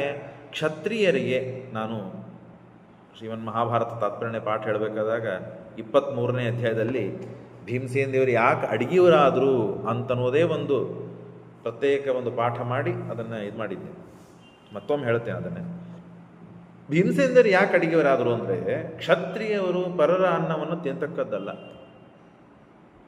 ಏನೋ ಸತ್ಯನಾರಾಯಣ ಪೂಜೆ ಮಾಡಿದ್ದಾರೆ, ಅಥವಾ ರಾಜರ ಮಕ್ಕಳು ಹುಟ್ಟಿದಬ್ಬಿದೆ, ಏನೋ ಒಂದು ಕಾರ್ಯಕ್ರಮ ಇದೆ, ಕರೆದಿದ್ದಾರೆ, ಅವತ್ತಿನ ದಿವಸ ಆಮಂತ್ರಣ ಇದೆ, ಹೋಗ್ಬೇಕು. ಆಮಂತ್ರಣ ಇಲ್ಲದೆ ಹೋಗಿ ಊಟ ಮಾಡೋರು ಅಂದ್ರೆ ಬ್ರಾಹ್ಮಣರು ಮಾತ್ರ. ಬ್ರಾಹ್ಮಣರು ಮಾತ್ರ ಮನೆಗೆ ಹೋಗೋದು, ಭಿಕ್ಷೆ ಕೇಳೋದು ಅವ್ರ ಕರ್ತವ್ಯನು. ಈಗ ಎಲ್ಲರೂ ಶ್ರೀಮಂತರಾಗ್ಯಾರ, ಮೊದಲೆಲ್ಲ ಭಿಕ್ಷೆ ಕೇಳಿ ಬದುಕಿದವರು. ಮನೆಗೆ ಹೋಗೋದು, ಭಿಕ್ಷೆ ಕೇಳೋದು. ಅಲ್ಲಿ ಯಾರು ಆಮಂತ್ರಣ ಕೊಟ್ಟಿರ್ತಾರೆ, ನಾಳೆ ಇಷ್ಟೊತ್ತಿಗೆ ಬರ್ರಿ ಭಿಕ್ಷೆ ಕೊಡ್ತೇನೆ ಅಂತ ಆಮಂತ್ರಣ ಕೊಟ್ಟಿರ್ತಾರೆ. ಯಾರು ಇಲ್ಲ. ಪ್ರತಿನಿತ್ಯ ಹೋಗೋದು, ಭಿಕ್ಷೆ ಕೇಳೋದು ಬ್ರಾಹ್ಮಣರ ಕರ್ತವ್ಯ. ಅಥವಾ ಯಾರು ಶ್ರೀಮಂತರು ಅವ್ರ ಮನೆಗೆ ಚಲೋ ಊಟ ಆಗ್ತದೆ, ಅಡಿಗೆ ಆಗ್ತದೆ ಅಂದ್ರೆ ಅವ್ರ ಮನೆಗೆ ಹೋಗ್ಬಿಡೋದು ಅಷ್ಟೇ. ಅವ್ರ ಮನೆಗೆ ಹೋಗೋದು, ನನಗೆ ಹಸಿವೆ ಆಗ್ಯದಪ್ಪ ಹೊಟ್ಟೆ ತುಂಬ ಊಟಕ್ಕೆ, ಈಗ ಯಾಕೆ ಹೋಗೋದು ಬಿಟ್ಟದು ಗಿಟ್ಟದು ಅದೆಲ್ಲ ಮುಂದಿನ ಮಾತು. ಯಾಕಂದರೆ ಹೋದವರು ಕರೆದವರು ಅತ್ಯಂತ ನಿಷ್ಠಾ ಶ್ರದ್ಧಾ ಭಕ್ತಿಯಿಂದ ವಿಶ್ವಾಸದಿಂದ ಇನ್ನೊಮ್ಮೆ ನಾಳೆ ನನ್ನ ಮನೆಗೆ ಬರಬೇಕು ಅನ್ನೋ ಥರ ಅವ್ರಿಗೆ ಊಟಕ್ಕೆ ಹಾಕಿ ಕಳಿಸ್ತಿದ್ರು. ಹಾಗಾಗಿ ಭೀಮಸೇನ್ ದೇವರು ಏನು ಮಾಡಿದರು, ಅವನ ಮನೆಯ ಊಟ ನಾನು ಮಾಡೋದಿಲ್ಲ, ಹಾಗಾಗಿ ನಾನೇ ಅಡಿಗೆ ಮಾಡಿಕೊಂಡು ನಾನು ಊಟ ಮಾಡ್ತೇನೆ ಅಂತ ಹೇಳಿ ತಾವು ಸೂದರಾಗಿದ್ದಾರೆ. ಸೂದೋಹಂ ಬಲಲೋ ನಾಮ ಸೂಪಕಾರೋ ನರಾಧಿಪ ಉಪಸ್ಥಾಯಾಸ್ಯಮಿ ರಾಜಾನಂ ವಿರಾಟಂ ಇತಿ ರೋಚದೆ. ಅಷ್ಟೇ ಅಲ್ಲ, ಅಡಿಗೆಯವನಾಗ್ತೀನಿ ಅಂತಂದ್ರೆ ನೋಡ್ರಿ, ಎಲ್ಲದಕ್ಕಿಂತ ಪ್ರಧಾನವಾದದ್ದು ಅಡಿಗೆನೇ. ಕಾರ್ಯಕ್ರಮ ಎಷ್ಟು ಹೋಮ ಮಾಡಿದ್ರಿ, ಎಷ್ಟು ಪ್ರವಚನ ಹೇಳಿದ್ರಿ, ಎಷ್ಟು ಜನ ಸೇರಿತು, ಎಷ್ಟು ಪೆಂಡಲ್ ಹಾಕ್ಸಿದ್ರಿ, ಎಷ್ಟು ಚೇರ್ ತಂದ್ರಿ, ಏನು ಟಿ ವಿ ಸೆಟ್ ಮಾಡಿದ್ರಿ, ಏನು ವಿಡಿಯೋ ಕ್ಯಾಮ್ರಾ, ಅವೆಲ್ಲ ಒಂದು ಕಡೆಗೆ. ಅಡಿಗೆ ರುಚಿಯಾಗಿತ್ತು, ಕಾರ್ಯಕ್ರಮ ಗೆತ್ತು. ಹೌದಲ್ಲ? ಅಡಿಗೆ ರುಚಿಯಾಗಿತ್ತು ಅಂದರೆ ಕಾರ್ಯಕ್ರಮ ಗೆತ್ತು. ಹಾಗಾಗಿ ಅವನಿಗೆ ಏನು ಬೇಕಾದ ಸಮಸ್ಯೆ ಇರಲಿ, ಅಡಿಗೆ ಸಮಸ್ಯೆ ಬಂದರೆ ನಾನಿದ್ದೇನೆ. ಭಾರಿ ಭಾರಿ ರುಚಿ ಮಾಡಿ ಹಾಕ್ತೇನೆ ಅಡಿಗೆಯವರಿಗೆ ನಾನು. ಭಾರಿ ರಸಾಯನಗಳನ್ನು, ಪಕ್ವಾನ್ನಗಳನ್ನು, ಸ್ವೀಟು, ಖಾರ, ಕರೆದಿದ್ದು, ಹುರಿದದ್ದು, ಏನು ಬೇಕಂತ ಅನ್ನೋದನ್ನು ಮಾಡಿ ಹಾಕ್ತೇನೆ. ಎಂದೂ ತಾನು ರುಚಿ ನೋಡದೇ ಇದ್ದ ರುಚಿಗಳನ್ನು ನಾನು ಮಾಡಿ ಹಾಕ್ತೇನೆ. ನನ್ನನ್ನು ಬಿಟ್ಟೇ ಇರ್ಲಿಕ್ಕೆ ಸಾಧ್ಯ ಇಲ್ಲ ಅವನಿಗೆ, ಹಂಗೆ ಮಾಡಿಬಿಡ್ತೇನೆ ಅವನನ್ನು. ಮತ್ತು ಅಷ್ಟೇ ಅಲ್ಲದೇನೆ ನನ್ನ ಅವನ ಕೆಳನ ಇಂಥ ದಾಂಡಿಗೆ ಒಂದೊಂದು ಕೈಗಳು, ಬಾಹು ಅಜಾನ ಬಾಹು, ನ್ಯಗ್ರೋಧ ಪರಿಮಂಡಲ ಸಪ್ತಪಾದ ಚತುರ್ಹಸ್ತದ್ವಾತ್ರಿಂಶನ್ ಲಕ್ಷಣೇರ್ಯುತಃ. ಇಂಥ ಭೀಮಸೇನ್ ದೇವರ ಲಕ್ಷಣ. ಆ ಲಕ್ಷಣಗಳನ್ನು ಹೆಂಗೆ ಮುಚ್ಕೋತಿದ್ರೆ ಕರಿ ಕರಿ ಪಂಚೆ ಹಾಕುತ್ತೀನಿ ಮೈ ಮೇಲೆ. ಮತ್ತು ಅಡಿಗೆ ಮಾಡಿದಾಗ ಬೂದಿ ಮೇಲೆ ಬರ್ತದೆ, ಕಪ್ಪಾಗ್ತದೆ. ಹಾಗಾಗಿ ಅಡಿಗೆವನು ಸಾಮಾನ್ಯವಾಗಿ ಸ್ವಲ್ಪ ಗಟ್ಟಿಮುಟ್ಟೆ ಇರ್ತಾನೆ. ನನಗದು ವೇಷ ಮತ್ತು ಸೆಟ್ ಆಗ್ತದೆ. ಎರಡನೇದ್ದು, ಅಡಿಗೆ ಮೈ ಒಳಗೆ ಧೂಳ, ಬೂದಿ, ಅದರಿಂದ ಸ್ವಲ್ಪ ಮುಚ್ಚಿ ಹೋಗ್ತೀನಿ ನಾನು, ಏನು ಕಾಳಜಿ ಮಾಡಬೇಡ. ಆದರೆ ರುಚಿಯ ಮಾತ್ರ ಅಡಿಗೆ ಆಗ್ತದೆ. ಹೇಳ್ತಾನೆ, ಪೂರ್ವಂ ಅಪ್ರಸಿತಾಂಸ್ತೇನ ಕರ್ತ ರಸಗುಣಾನ್ವಿತಾನ್. ಅವನು ನನಗೆ ಪ್ರಶಂಸೆ ಮಾಡಬೇಕು. ಏನಪ್ಪ, ಯಾರೋ ಅಡಿಗೆ ಅವನು ಇಷ್ಟು ರುಚಿ ರುಚಿ ಮಾಡ್ತಾನೆ, ದಿವಸ ಒಂದೊಂದು ಪಕ್ವಾನ್ನ, ಭಾರಿ ಭಾರಿ ರಸಾಯನ ಮಾಡ್ತಾನೆ, ಸ್ವೀಟ್ ಒಳಗೆ ಒಂಥರ ಮಾಡ್ತಾನೆ, ಖಾರ ಒಳಗೆ ಒಂಥರ ಮಾಡ್ತಾನೆ. ಎಂಥದ್ದು ರುಚಿನೋ, ಇಂಥದ್ದು ತಿಂದೇ ಇಲ್ಲ. ಸ್ವಾದು ವ್ಯಂಜನ ಮಾಸಾದ್ಯ ಮತ್ಸ್ಯ ಪ್ರೀತೋ ಭವಿಷ್ಯತಿ. ಮತ್ಸ್ಯರಾಜ ನನ್ನನ್ನು ನೋಡಿ ಪ್ರೀತನಾಗ್ತಾನೆ, ಸಂತುಷ್ಟನಾಗ್ತಾನೆ. ಹಾಗಾಗಿ ಯಾವುದೂ ಮತ್ತೆ ಅವನಿಗೆ ಅಸಮಾಧಾನ ಆಗುವಂತೆ ಆಗೋದಿಲ್ಲ. ಆಹಾರ ಇಷ್ಯಾಮಿ ದಾರುಣಾಂ ಪಾಟಿತಾನಾಂ ಚ ಸಂಯುಗಂ ಏಚ ತಸ್ಯ ಮಹಾಮಲ್ಲಾಹ. ಅಷ್ಟೇ ಅಲ್ಲ, ಅವನ ರಾಜ್ಯದಲ್ಲಿ ಏನಾದರೂ ಮಲ್ಲರ ಸಮಸ್ಯೆ ಬಂತು, ಕೆಲವರೆಲ್ಲ ಹೀಗೆ ರಾಜ್ಯಗಳಲ್ಲಿ ಮಲ್ಲರು ಬಂದ್ಬಿಡೋರು. ಯಾರು ನಿಮ್ಮ ರಾಜ್ಯದಲ್ಲಿ ಕುಸ್ತಿ ನನ್ನ ಜೊತೆ ಆಡ್ಲಿಕ್ಕೆ ಸಾಧ್ಯ ಇದೆ ಬರ್ರಿ ಅಂತ ಮುಕ್ತ ಆಮಂತ್ರಣ, ರಂಗಮಂಚ ಮಾಡಿಕೊಳ್ಳೋದು, ಬರೋದು, ಮಲ್ಲ ಯುದ್ಧ ಆಡೋದು, ನಿನ್ನ ರಾಜ್ಯ ಅಬದ್ಧ, ನೀನು ಸಾಕಿದವರು ಅಬದ್ಧ ಅಂಥೇಳಿ ರಾಜನಿಗೆ ಅವಮಾನ ಮಾಡಿ ಹೋಗ್ಬಿಡೋದು ಗೆದ್ದು. ಹಂಗೇನಾದರೂ ಸಮಸ್ಯೆ ಬಂತು ಅಂದರೆ ನಾನಿದ್ದೇನೆ ಅಂತ ಹೇಳ್ತೀನಿ ಅವ್ರಿಗೆ. ಅಡಿಗೆನೂ ಮಾಡ್ಲಿಕ್ಕೆ ಬರ್ತದೆ. ಹಿಂಗೇನಾದ್ರು ಸಮಸ್ಯೆ ಬಂದರೆ ಅವ್ರು ಕುಟ್ಟಲಿಕ್ಕೂ ಬರಲಿಕ್ಕೆ ಏನು ಸಮಸ್ಯೆ ಇಲ್ಲ. ನಾನು ಈ ಕಡೆ ಚಟ್ನಿನೂ ಮಾಡ್ತೀನಿ, ಬಂದವ್ರನ್ನ ಚಟ್ನಿನೂ ಮಾಡ್ತೀನಿ, ಎರಡೂ ಮಾಡ್ತೀನಿ ನಾನು, ಯಾವ ಸಮಸ್ಯೆ ಇಲ್ಲ ನನಗೆ. ಏಚ ತಸ್ಯ ಮಹಾಮಲ್ಲಾಹ ಸಮರೇಶು ಅಪರಾಜಿತಾಹ. ಎಂದೂ ಯಾರಿಂದಲೂ ಸೋಲಲು ಅಸಾಧ್ಯರಾದ ಮಹಾಮಲ್ಲರನ್ನೂ ನಾನು ಅನಾಯಾಸವಾಗಿ ಸೋಲಿಸ್ತೇನೆ ಅಂತ ಹೇಳ್ತೀನಿ ಅವರಿಗೆ. ರಂಗೋಪಜೀವಿತ ಸರ್ವೇ ಪರೇಶಾಂಚ ಭಯಾವಹ ತಾನಹಂ ವಿನಹಿಷ್ಯಾಮಿ ರತಿಂ ರಾಜ್ಞ ಪ್ರವರ್ತಯನ್. ಇಷ್ಟೆಲ್ಲ ಹೇಳಿದ ಮೇಲೆ ಯಾಕೆ ನಾನು ಬಿಡ್ತಾನ? ಏನು ಸಮಸ್ಯೆ ಇಲ್ಲ. ಇಲ್ಲಿ ಒಂದೆರಡು ಪ್ರಶ್ನೆಗಳಿಗೆ ಉತ್ತರ ನಾವು ತಿಳಿಬೇಕು. ಭೀಮಸೇನ್ ದೇವರು ಆಯಿತು, ಇನ್ನೊಬ್ಬರ ಅನ್ನವನ್ನು ತಿನ್ನಬಾರದು, ಹಾಗಾಗಿ ತಾವೇ ಅಡಿಗೆ ಮಾಡಿಕೊಂಡು ಅವ್ರಿಗೂ ತಿನ್ನಿಸಿ ತಾವು ತಿಂದರು. ಆಯಿತು, ತಾವೇ ಅಡಿಗೆ ಮಾಡಿಕೊಂಡಾದರೂ ತಿನ್ನೋದಾದರೂ ಆ ಧಾನ್ಯ ದವಸಗಳು ಯಾರ್ದು? ವಿರಾಟ ರಾಜದಲ್ಲ. ವಿರಾಟ ರಾಜನದೇ ಧಾನ್ಯ ದವಸಗಳು ಅಂತಂದ ಮೇಲೆ ಮತ್ತು ಅವನ ಧಾನ್ಯ ದವಸಗಳನ್ನೇ ಇವನು ತಿಂದ ಅಂತ ಆಯ್ತಲ್ಲ. ಅಡಿಗೆ ಮಾಡ್ಕೊಳ್ಳೋದು, ಅಡಿಗೆ ಅವನಿಗೆ ರೊಕ್ಕ ಕೊಡ್ತೀವೋ ಇಲ್ಲೋ, ಹಾಗೆ ಅವನು ಇಟ್ಟುಕೊಂಡಿರ್ತಾನೆ ಅಂತಂದರೆ ಅದಕ್ಕೆ ಹೇಳ್ತಾರೆ ಪರಪಾಕ ಗೃಹಸ್ಥಸ್ಯ ಕ್ಷತ್ರಿಯಸ್ಯ ವಿಶೇಷತಃ. ಯಾರಿಗೂ ಪರಪಾಕ ಇದು ಊಟ ಮಾಡೋದು ಸರಿಯಲ್ಲ, ಅದರೊಳಗೂ ಕ್ಷತ್ರಿಯರಿಗೆ ವಿಶೇಷ. ಆದ್ದರಿಂದ ನಯೋಗ್ಯ, ಬೇರೆಯವರು ಮಾಡಿದ ಅಡಿಗೆಯನ್ನು ನಾನೇ ಯಾಕೆ ತಿನ್ನಬೇಕು, ನಾನೇ ಅಡಿಗೆಯವನಾಗ್ತೇನೆ ಅಂತ ಅಡಿಗೆಯವರಾದರು. ಅಷ್ಟೇ ಅಲ್ಲದೇನೆ ಅವನ ಧಾನ್ಯ ದವಸಗಳನ್ನು ತಿಂದು ತಗೊಂಡು ಅಡಿಗೆ ಮಾಡಿದರೆ ಅವನದೇ ಆಯ್ತದು, ಇವ್ರದ್ದೇನಾಯಿತು ಅಂತಂದರೆ ಆಗೆಲ್ಲ ರಾಜ್ಯ ಭೀಮಸೇನ ದೇವರದೇ. ಭೀಮಸೇನ ದೇವರ ರಾಜ್ಯ, ಇಡೀ ಭೂಮಿನೇ ಭೀಮಸೇನ ದೇವರದು, ಇಡೀ ಭೂಮಿ ಭೀಮಸೇನ ದೇವರದು. ಆ ಸಮಸ್ಯೆ ಇತ್ತು ಅಂದರೆ ವನವಾಸ ಯಾಕೆ, ಅಜ್ಞಾತವಾಸ ಯಾಕೆ? ಇಲ್ಲಿ ಸ್ವಲ್ಪ ನಾವು ಅರ್ಥ ಮಾಡಿಕೊಳ್ಳೋಣ. ಇದ್ದ ಸತ್ಯ, ಇದ್ದ ಶಾಸ್ತ್ರ, ಇದ್ದ ಸತ್ಯ, ಇದ್ದ ಶಾಸ್ತ್ರ ರುಚಿಸಿದವರು ಕೇಳ್ಬೋದು, ಬೇಡಾದ್ರೆ ಬಿಡ್ಬೋದು ಅಂತ ಹೇಳ್ತಾರೆ ಶ್ರೀಮದಾಚಾರ್ಯ. ನಿಮಗಾದ್ರೆ ಮಾಡ್ರಿ, ಬೇಡಾದ್ರೆ ಬಿಡ್ರಿ. ನಾವು ಹೇಳೋದು ಬಿಡುವುದಿಲ್ಲ. ಏನು ಹೇಳೋದು ಬಿಡುವುದಿಲ್ಲ ನೋಡ್ರಿ. ಸ್ವೀಯಂ ವೇದವಿದಾಂ ಸರ್ವಂ ಬ್ರಹ್ಮೇಶಾದಾಂಚ ಕಿಂ ಪುನಃ.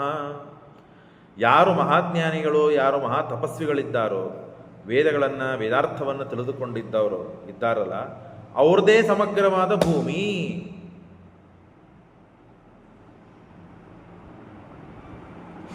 ಯಾಕೆ? ಈಗ ಸುಮ್ಮನೆ ಒಂದು ಉದಾಹರಣೆ ಕೊಡ್ತೇನೆ. ಈಗ ಸತ್ಯಾತ್ಮ ತೀರ್ಥರು ನಿಮ್ಮ ಮನೆಯಲ್ಲಿ ಬಂದರು ಅಂದ್ಕೊಡ್ರಿ, ಅಥವಾ ಮಹಾನುಭಾವರು, ಜ್ಞಾನಿಗಳು, ತಿಳಿದವರು, ಸೂತ್ರಗಳನ್ನು, ವೇದಗಳನ್ನು, ಸಮಗ್ರವಾದ ಶಾಸ್ತ್ರಗಳನ್ನು ಬಲ್ಲವರು, ತಿಳಿದವರು ಅಂಥವ್ರು ನಿಮ್ಮ ಮನೆಗೆ ಬಂದು ಅವ್ರು ಏನು ಬೇಕಾದ ನಿಮ್ಮ ಮನೆಯೊಳಗೆ ಪರ್ಮಿಷನ್ ತೊಗೊಂಡು ಏನೂ ಮಾಡೋದು ಕಾರಣ ಇಲ್ಲ. ಅವರು, ಇದು ಶಾಸ್ತ್ರ. ಅವ್ರಿಗೆ ಬೇಕಾದದ್ದು ತೊಗೋಬೋದು, ಬೇಡಾದ್ರೆ ಬಿಡ್ಬೋದು, ಇರ್ಬೋದು, ಬೇಡಾದ್ರೆ ಬಿಡ್ಬೋದು. ಅವ್ರಿಗೆ ಏನು ಬೇಕಾದರೂ ಮಾಡ್ಕೊಂಡು ತಿನ್ಬೋದು, ಬೇಡಾದ್ರೆ ಬಿಡ್ಬೋದು. ಅವ್ರ ಮನೆಯೊಳಗೆ ಅವ್ರು ಹೆಂಗೆ ಇರ್ತಾರೆ ಹಂಗೆ ನಿಮ್ಮ ಮನೆಯೊಳಗೂ ಅವ್ರು ಹಂಗೆ ಇರ್ಬೋದು. ಅದು ನಿಮ್ಮ ಮನೆ ಅಲ್ಲ, ಅವ್ರದೇ ಮನೆ. ಯಾಕೆ? ಅವರು ಜ್ಞಾನಿಗಳು, ಅವರು ಮಹಾನುಭಾವರು. ಆದ್ದರಿಂದ ಇಡೀ ರಾಜ್ಯನೇ, ರಾಷ್ಟ್ರನೇ ಅವ್ರದ್ದು ಅಂತ ಆಗ್ತದೆ. ಯಾರು ಜ್ಞಾನಿಗಳಿರ್ತಾರೆ ಅವರಿಗೆ. ಮಾತ್ರ ಇದು ಎಲ್ಲರಿಗೂ ಸಂಬಂಧ ಅಲ್ಲ. ಸ್ವೀಯಂ ವೇದವಿದಾಂ ಸರ್ವಂ. ಒಬ್ಬ ಜ್ಞಾನಿಯಾದವನಿಗೆ ಅವನಿಗೆ ಮರ್ಯಾದೆ ಕೊಡೋದಲ್ಲ, ಗೌರವ ಕೊಡೋದಲ್ಲ. ಅವನ ಮನಸ್ಸು ಬಂದರೂ ನಿಮ್ಮ ಮನೆಯಲ್ಲಿ ಇರಿಸ್ಬೋದು, ಬೇಡಾದ್ರೆ ಕಳಿಸ್ಬೋದು ಹೊರಗೆ. ಇಷ್ಟು ಶಕ್ತಿ ಅವನಿಗಿದೆ. ಯಾಕೆ? ಅವನು ಜ್ಞಾನಿ ಆದದ್ದರಿಂದ. ಜ್ಞಾನಿ ಎಂಥ ಜ್ಞಾನಿಯಾಗಿರಬೇಕು, ಅದಕ್ಕೆಲ್ಲ ಇಂಥ ಪ್ರಸಂಗದಲ್ಲಿ ಹೇಳಬಾರ್ದು ಅನ್ನೋ ಸಲುವಾಗಿ ಬಿಡುತ್ತೇನೆ ನಾನು ಅಷ್ಟೇ. ಅಂಥ ಜ್ಞಾನಿಯಾಗಿರಬೇಕು, ಸಕಲವೂ ತಿಳಿದಿರಬೇಕು, ಅಂಥ ಜ್ಞಾನಿ ಇರಬೇಕು.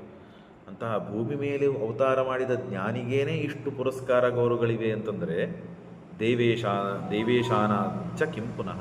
ದೇವತೆಗಳಿಗೆ ಏನು ಹೇಳೋದು, ಅದರೊಳಗೆ ಭೀಮಸೇನ ದೇವರಿಗೆ ಏನು ಹೇಳೋದು ಅಂದ ಮೇಲೆ ಸಮಗ್ರವೂ ಭೀಮಸೇನ ದೇವರದೇ. ಧಾನ್ಯ ದವಸ ಏನ್ರಿ, ರಾಷ್ಟ್ರ ರಾಜ್ಯನೇ ಭೂಮಿ ಭೀಮಸೇನ ದೇವರದಿದೆ.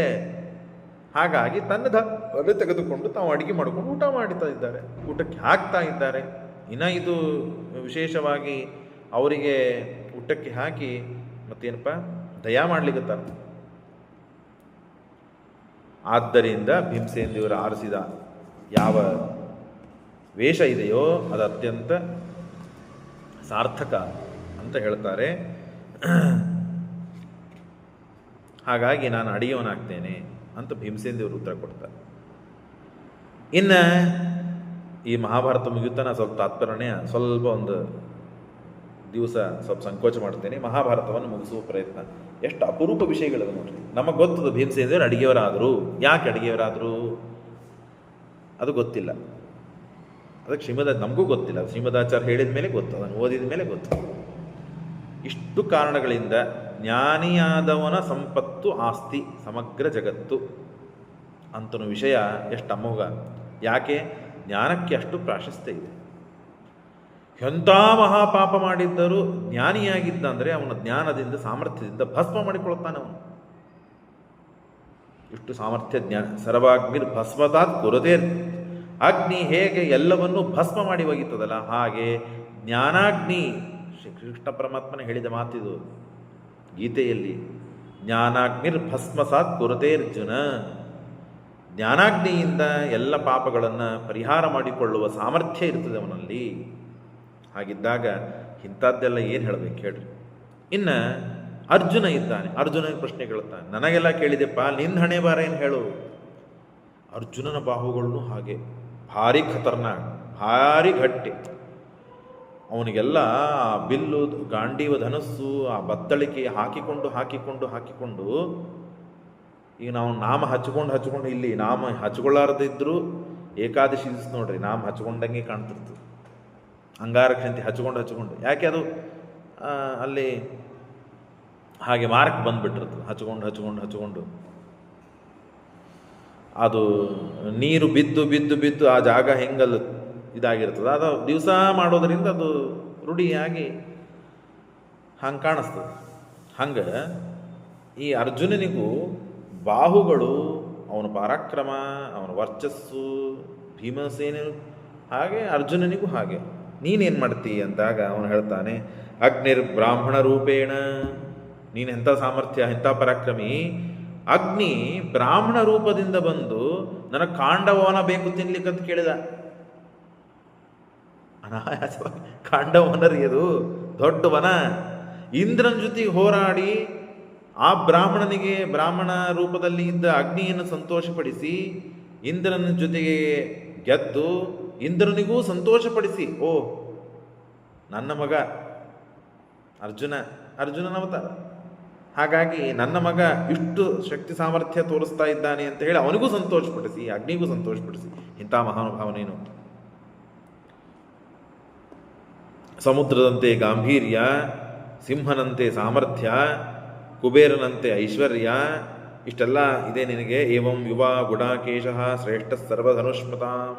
ಅತ್ಯಂತ ಜಗತ್ತಿನಲ್ಲಿ ಧನುರ್ಧಾರಿಗಳು ಶ್ರೇಷ್ಠನಾದವರು ಅಂತ ಯಾರಿದ್ದಾರೋ ಅವರೆಲ್ಲರಿಗೂ ಅಗ್ರೇಸರ ನೀನು. ಹಾಗಾಗಿ ಸೋಯಂ ಇಂದ್ರಸಮೋ ಸೋಯಂ ಇಂದ್ರಾದ್ ಅನಮಮಃ ವಾಸುದೇವಾಚ್ಚ ಭಾರತ. ಇವೆಲ್ಲ ಮಾತನ್ನು ಘರ್ಷಣೆ ಮಾಡಬೇಕು, ತಿಕ್ಕಬೇಕು, ಚರ್ಚೆ ಮಾಡಬೇಕು. ಅಂದರೆ ಮಹಾಭಾರತದ ರಸ, ಮಹಾಭಾರತದ ತತ್ವಗಳು ಹೊರಗೆ ಬರ್ತದೆ. ಏನಂತಿದ್ದಾನೆ, ನೀನು ಕೃಷ್ಣನ ಸಮ ಅಂತ ಹೇಳಿದ. ಎಲ್ಲರಿಗೆ ನೀ ಹಾಗೆ ಹೀಗೆ ಅಂತ ಹೇಳಿದ್ನಲ್ಲ, ಅದಕ್ಕೆ ಇಷ್ಟೆಲ್ಲ ಸಮುದ್ರದಂತೆ ಇದ್ದಿ, ಹಾಗಿದ್ದಿ, ಹೀಗಿದೆ ಅಂತ ಹೇಳ್ತಾ ನೀನು ಕೃಷ್ಣನ ಸಮ ನೀನು. ಇದು ಒಂದು ಅವನಿಗೆ ಭಾಗವತ ಧರ್ಮಚ್ಯುತನಾಗಲಿಕ್ಕೆ ಇದೂ ಒಂದು ಕಾರಣ ಅಂತ ಹೇಳ್ತಾರೆ.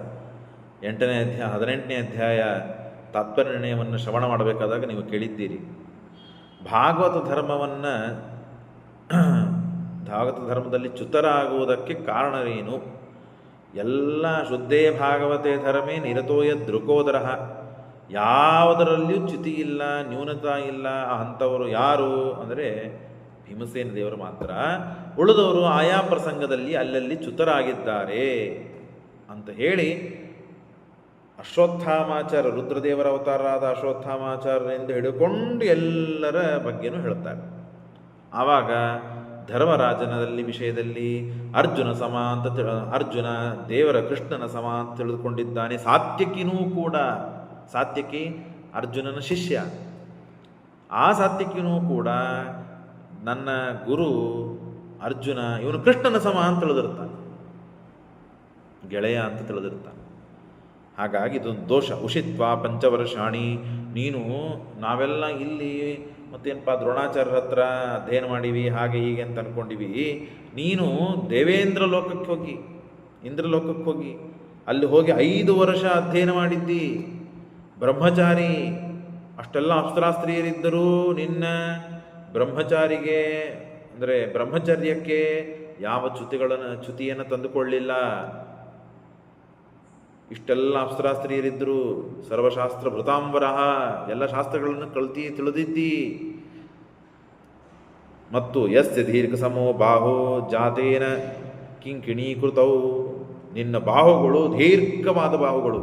ನೋಡ್ರಿ, ಇಷ್ಟು ನಮಗೆ ಗೊತ್ತಿದೆ, ಆದರೆ ಈ ಒಂದು ವಿಷಯ ಗೊತ್ತಿಲ್ಲ. ಎಲ್ಲರಿಗೆ 34 ಲಕ್ಷಣಗಳು ಪರಶುಕ್ಲತ್ರಯಗಳಿವೆ. 32 ಲಕ್ಷಣಗಳು, ಪರಶುಕ್ಲತ್ರಯರಿಗೆ 32 ಲಕ್ಷಣಗಳಿವೆ. ಅದರ ಬಗ್ಗೆ ಎಲ್ಲ ಮತ್ತೆ ಮಾತಾಡ್ತೀನಿ ನಾನು.